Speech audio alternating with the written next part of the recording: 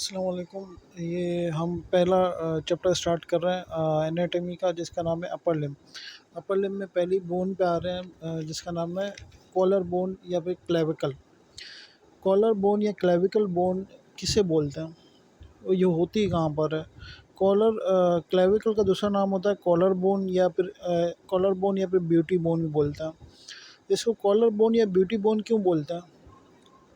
क्योंकि ये जो है एस शेप में होती है, मतलब एक एस टाइप का जो वर्ड होता है वो बना हुआ होता है। और ये जो है, ये वाली बोन जो है, ये एक तरह से जब हमें ना क्या बोलते हैं, एक तो लाए हॉरिजॉन्टली प्लेस हुई भी होती है, मतलब जैसे कि सीधी पड़ी हुई होती है, मतलब क्या बोलते हैं, लॉन्गिट्यूडनली पड़ी हुई होती है, ट्रांसवर्स पोजीशन में पड़ी हुई होती है। ठीक है। और ये एस शेप की होती है और प्रोमिनेंट होती है, मतलब है ना, हाथ लगाने से दिख रही होती है। वैसे ही हमें, जैसे हम दूर से देखेंगे तो क्लेविकल हमें नज़र भी आएगी, और हम हाथ लगाएंगे तो वो हड्डी महसूस भी होगी। अ, और ये हॉरिजॉन्टल लाई होती है, और इसके ऊपर फैट नहीं चढ़ा हुआ होता, मतलब फैट नहीं होती, पूरी हड्डी महसूस होती है, मतलब क्योंकि ये अंडर द स्किन होती है, मतलब सबकुटेनियसली होती है, अंडर द स्किन होती है। और ये बॉडी की अलाइनमेंट को शो करती है कि बंदा चौड़ा है पतला है, वो बताती है क्लेविकल होने की वजह से। ये वैसे तो ये जो है लॉन्ग बोन है। इसको लॉन्ग बोन क्यों है बोलते हैं? ये इतनी लंबी तो है नहीं, तो लॉन्ग बोन क्यों बोला जाता है? लंबी इस लिहाज से क्योंकि लॉन्ग लॉन्ग बोन की खसूसियत ये है कि उसकी शेफ्ट लंबी होगी, और है ना, जो शेफ्ट जो है ना, मतलब जब उसको खड़ा करेंगे किसी बोन को तो उसकी शेफ्ट लंबी होगी, लेकिन जो जैसे कि एक लंबा आदमी होता है और लेकिन वो पतला है, एक लंबा आदमी है लेकिन वो पतला है, तो बीच में से वो पतला है लेकिन हाइट में वो लंबा है, तो इस लिहाज से जो है ना क्लेविकल भी एक लॉन्गर बोन में आती है, और इसकी शेफ्ट है और इसके दो एंड्स हैं, इसलिए लॉन्गर बोन में आती है। लेकिन ये ऐसी लॉन्ग बोन है जो कि हॉरिजॉन्टली लाए हुए गर्दन के हिस्से में, जहाँ पर गर्दन स्टार्ट होगी ना वहाँ पर पड़ी हुई है। इसको मॉडिफाइड लॉन्ग बोन बोलते हैं, क्योंकि ये ऐसी लॉन्ग बोन है जो कि हॉरिजॉन्टली लाई कर रही है, इसलिए इसको मॉडिफाइड लॉन्ग बोन कहा जाता है। और ये सबकुटेनियसली लाई करती है, मतलब अंडर द स्किन लाई करती है। ठीक है, पहली बात समझ आ गई कि क्लेविकल का दूसरा नाम लॉन्ग बोन है। क्लेविकल का दूसरा नाम कॉलर या फिर ब्यूटी बोन है। क्यों बोला जाता है इसको कॉलर या ब्यूटी बोन? क्योंकि ये एस शेप की साइन शो कर बनाती है, जब इसको देखते हैं तो एस शेप की तरह होती है और प्रोमिनेंटली नज़र आती है, मतलब कि एक हड्डी है इधर, पता लगता है कि हड्डी में दिख रही है। और पेल्पेट जब हाथ लगा दो तो महसूस होती है हड्डी। इसके ऊपर कोई फैट नहीं चढ़ा हुआ, इसलिए ये प्रोमिनेंट तौर पर नज़र आती है, अंडर द स्किन होती है, सबकुटेनियसली होती है, और बॉडी की अलाइनमेंट शो करती है, ये कितना चौड़ा है बंदा। ठीक है। और ये लॉन्ग बोन में आती है क्योंकि इसका जो है एक शेफ्ट होती है और दो एंड्स होते हैं, शेफ्ट के दो एंड्स होते हैं, और ये बीच में से पतली होती है, वैसे हाइट वाइज जो है लंबी होती है। ठीक है। और ये मॉडिफाइड लॉन्ग बोन है। मॉडिफाइड लॉन्ग बोन इसलिए बोल रहे हैं क्योंकि हॉरिजॉन्टली लाई करती है और सबकुटेनियसली होती है, मतलब अंडर द स्किन होती है। ये जो हमने बताया कि भाई इसकी एक शेफ्ट होती है और दो एंड्स होते हैं। अब दो एंड्स के बारे में पढ़ते हैं। दो एंड्स कौन कौन से होते हैं? एक होता है स्टर्नल एंड, जो कि स्टर्नम की साइड पे होता है, जो कि मीडियल एंड भी कहलाता है, जो कि जिसमें स्टर्नल फैसेट आपको दिख रहा है इधर, एक्सटर्नल फैसेट लगा हुआ है। ठीक है, आपको जो कि मेनुब्रम से जाके जोड़ेगा। और एक है जो कि ये तो मीडियल साइड पर हो गया एक्सटर्नल एंड, और एक हो गया एक्रोमियल एंड जो कि लेटरल एंड पे, मतलब जो कि एक्रोमियम और स्कैपुला से जाके जोड़ेगा, उसे कहते हैं एक्रोमियल एंड, जो कि लेटरल साइड के ऊपर होता है।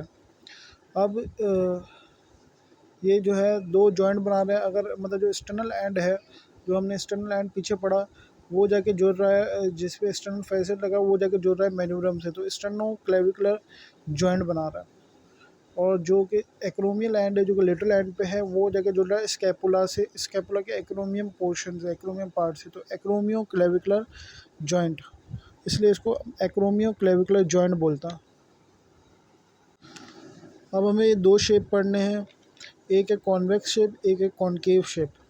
कॉन्वेक्स शेप जो कि आउटवर्ड, मतलब जो कि बाहर की साइड पे निकल रहा है, ये जो आगे का पोर्शन देखेंगे बाहर की साइड पे, मतलब एक चीज़ जो कि बाहर की साइड पे निकल रही है, कॉन्वेक्स।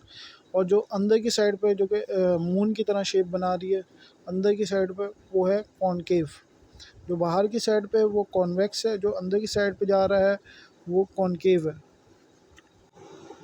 ये देखें जो हमने पीछे पढ़ा कॉन्वेक्स पार्ट जो कि आगे की तरफ आ रहा था, जो कि मीडियल पार्ट कॉन्वेक्स है, मतलब आगे की तरफ जो है वो बाहर की तरफ निकल रहा है। और जो लेटरल साइड है, मतलब लेटरल पोर्शन है, वो कॉनकेव है, जो कि पीछे की तरफ जा रहा है, मतलब अंदर की तरफ जा रहा है। ये आ गया कॉन्वेक्स जो कि बाहर की तरफ है, जो कि मीडियल पोर्शन है, और जो अंदर की तरफ जा रहा है वो कॉनकेव है। ये जो बाहर की तरफ जा रहा है वो कॉन्वेक्स है, मीडियल टू थर्ड जो है पूरा कॉनकेव कॉन्वेक्स है, मतलब बाहर की तरफ जा रहा है, बाहर की तरफ है। और जो पीछे की तरफ अंदर की तरफ मूव कर रहा है मून की शेप में, वो लेटरल वन थर्ड है, लेटरल वन थर्ड का टाइप है, जो कि कॉनकेव है। अब इसमें हम देखते हैं ये जॉइंट में एक स्टेनोक्लेविकल जॉइंट बन रहा है, जो कि स्टर्नम को जो कि मेनिब्रम को क्लेविकल से जोड़ रहा है, और मीडियल साइड पे तो स्टेनोक्लेविकुलर जॉइंट, और जो कि एक्रोमियम पोर्शन को, मतलब स्कैपुला के एक्रोमियम पोर्शन को क्लेविकल के साथ जोड़ रहा है, जो लेटरल पे है, जो वो कहला रहा है एक्रोमियम क्लेविकुलर जॉइंट। ठीक है। अब क्लेविकल का फंक्शन क्या है? क्लेविकल का फंक्शन जो है, देखें इसने क्या किया हुआ क्लेविकल ने जो है स्टर्नम मेनिब्रम से जुड़ के और एक्रोमियम से जुड़ के जो है ह्यूमरस को जो है पूरे अपर आर्म को जो है वो सपोर्ट किया हुआ, जोड़ा हुआ है। मतलब पूरी जो फोर्स है, मतलब अपर लिम्ब की, मतलब जो हैंड की पूरी फोर्स जा रही है, ह्यूमरस की, रेडियस अल्ना की, हैंड की पूरे की जो फोर्स जा रही है, वो पूरी है ना एक्सियल स्केलेटन की तरफ जा रही है। एक्सियल स्केलेटन क्या है? मतलब रिब्स वगैरह, स्टर्नम वगैरह, उसकी तरफ जो है सारी फोर्स जा रही है। तो इसका काम क्या है? क्लेविकल का इसका काम है ट्रांसमिट करना फोर्स को, मतलब जो फोर्स हाथ की फोर्स है पूरी, जो पूरा वज़न है, वेट जो है, उसको जो है ना बैलेंस करना, एक्सियल स्केलेटन के ऊपर देना वज़न को, पूरे को transmit force from the upper limb to the bone of the axial skeleton, मतलब स्टर्नम की तरफ पूरा वज़न भेजना, सपोर्ट करना, ताकि एक हैंगर की तरह जो चीज़ लटकाई हुई होती है ना, तो एक लीवर के तौर पर, स्ट्रट के तौर पर काम कर रहा है, मतलब एक लीवर के तौर पर काम कर रहा है। जैसे कोई चीज़ है ना ला के हम है ना वो उससे बांध देते हैं ना भाई, ये ताकि गिरे ना, सपोर्ट किया हुआ है। Act as a strut holding arm free from trunk, मतलब ताकि आर्म जो है दूर रहे ट्रंक से, आर्म फ्री फ्रॉम ट्रंक, मतलब ट्रंक से जुड़ी ना रहे, मतलब स्टर्नम और रिब से जुड़ी ना रहे, दूर रहे, फ्रीली आगे पीछे मूव कर सके ह्यूमरस और रेडियस अल्ना। अब जो हम पढ़ते हैं वो इसके फ्रैक्चर्स पढ़ते हैं। फ्रैक्चर्स कौन कौन से होते हैं? जो कि मोस्ट कॉमन है, जो कि इस डायग्राम में दिखाया जा रहा है कि बंदा गिरा आउट स्ट्रेच हैंड से, मतलब खुले हाथों से, मतलब दूर हाथ करके गिरते हैं ना आउट स्ट्रेच हैंड के तौर पर। तो ज़्यादातर जो फ्रैक्चर होता है वो मोस्ट कॉमन साइड जो है मिडल थर्ड पे होता है। अब ये पूछना भाई मिडल थर्ड पे क्यों होता है? क्योंकि जो है ना मिडल और आउटर थर्ड जो जहाँ पर मिल रहे होते हैं, तो वहाँ पर जो है वीक पॉइंट होता है, मतलब मिडल और लेटरल जो है दोनों पॉइंट जो है ना, आउटर थर्ड और मिडल टू थर्ड जो है जहाँ पर मिल रहे हैं ना दोनों, तो ये मोस्ट कॉमन साइड जो है इस डायग्राम में दिख रही है कि ये बंदा जो है ना हाथ खोल के जब ये गिर रहा है, मतलब जैसे कि सीढ़ियों से गिरा, तो बंदे का आउट स्ट्रेच हैंड है, मतलब उसने पूरा खोला हुआ है अपने आप को बचाने के लिए, ज़मीन उसको ना लगे, ताकि उसके दांत ना टूटे। तो आउट स्ट्रेच हैंड पे गिरा, तो डायरेक्ट वजन जो है ना हैंड से डायरेक्ट वजन जो है उसका क्लेविकल पे आया, तो उसकी वजह से जो है जो मोस्ट कॉमन साइड जो है उसकी फ्रैक्चर कर गई। उसकी जो है फ्रैक्चर कहाँ पर हुआ? मिडल टू थर्ड और लेटर टू थर्ड जहाँ पर मिल रहा है, तो वो मोस्ट कॉमन साइट है। उसकी वजह से जो है डायरेक्ट जो है जाके प्रेशर लगा वीक पॉइंट पे, तो उधर जाके फ्रैक्चर हो गया। मोस्ट कॉमन साइड है, ये एक्सरे में दिखाई दे रहा है कि हड्डी टूट गई है due to change in the curvature of the bone and, जहाँ पे कर्वेचर जो है कॉन्वेक्स से कॉनकेव जा रहा है, मतलब कॉन्वेक्स से कन्वर्ट हो रहा है कॉनकेव में, वहाँ पर टूट the transmission of the weight of the upper limb to the clavicle, मतलब जो अपर लिम्ब का वजन है, मतलब हैंड के पूरे का वजन है, प्रेशर जो पड़ा है वो डायरेक्ट क्लेविकल पर पड़ा है, तो transmission of the weight of the upper limb to the clavicle, clavicle के ऊपर जो है वजन पड़ गया है। ठीक है। तो टिपिकल साइड जो है ज़्यादातर जो फ्रैक्चर होता है वो मिडल थर्ड पे होता है। वो क्यों होता है? क्योंकि वो वीक पार्ट है जहाँ पर कॉन्वेक्स पोर्शन जो है कॉनकेव में चेंज हो रहा है, मतलब वो जो है वीकेस्ट पोर्शन है। ठीक है। मोस्ट कॉमनली फ्रैक्चर होता है result from fall on out stretch hand, मतलब आउट स्ट्रेच हैंड के ऊपर बंदा गिरता है, मतलब खुले हाथ करके अपने आप को बचाने की कोशिश करता है, तो जाके लग जाती है उसको। तो ताकि उसे दांत ना टूटे और मुंह ना टूटे, तो वो अपने आप को बचाने की कोशिश करता है, लेकिन उसका जो अपर लिम्ब का डायरेक्ट प्रेशर जाता है वो वीकेस्ट पॉइंट पे चले जाता है क्लेविकल के। ठीक है।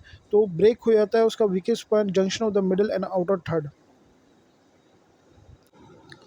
अब ये जो है मोस्ट कॉमन जो फ्रैक्चर होता है बच्चों में भी क्लेविकल का ज़्यादातर फ्रैक्चर होता है।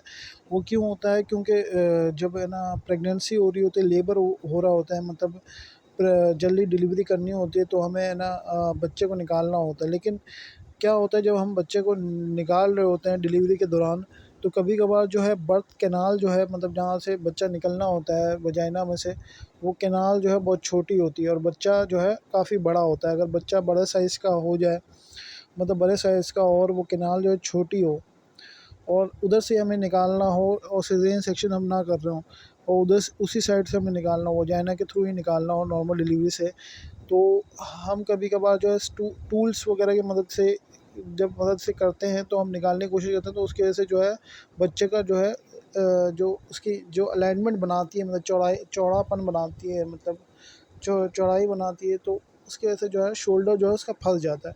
शोल्डर फंसने की वजह से जो है उसकी क्लेविकल बोन जो है टूट जाती है। ठीक है। क्लेविकल बोन जो है टूट जाती है।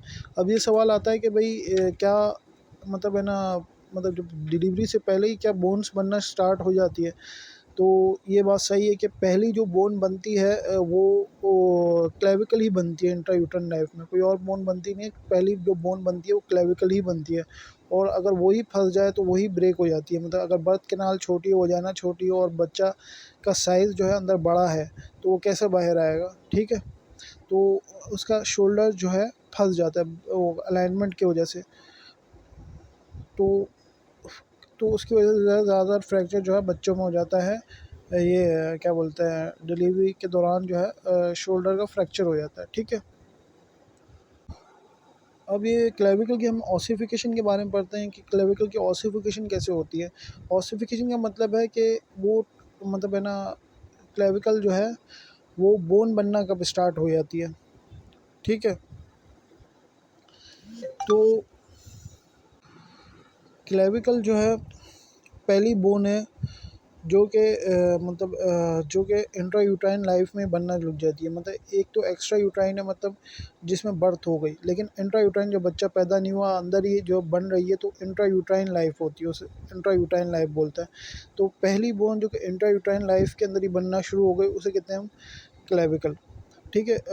इसकी जो ये जब बनना स्टार्ट हो रही होती है, तो ये अपर लिम्ब और थोरैक्स के दरमियान ही बनना स्टार्ट हो जाती है, जहाँ पर इसकी जगह है। मतलब स्टर्नम और अपर लिम्ब के दरमियान क्लेविकल और मतलब स्कैपुला वगैरह के दरमियान जो है बनना, मतलब अपर लिम्ब के दरमियान जो है बनना स्टार्ट होती है। पहली बोन जो बनती है वो क्लेविकल है, जो इंट्रायूटाइन लाइफ के अंदर बनती है। हालांकि ये लॉन्ग बोन है, लेकिन ये जो है मोस्टली जो है मेम्ब्रेन से बनती है। वैसे ज़्यादातर लॉन्ग बोन जो है कार्टिलेज के थ्रू बनती हैं, लेकिन ये जो है इंट्रा मेम्ब्रेनस बनती है।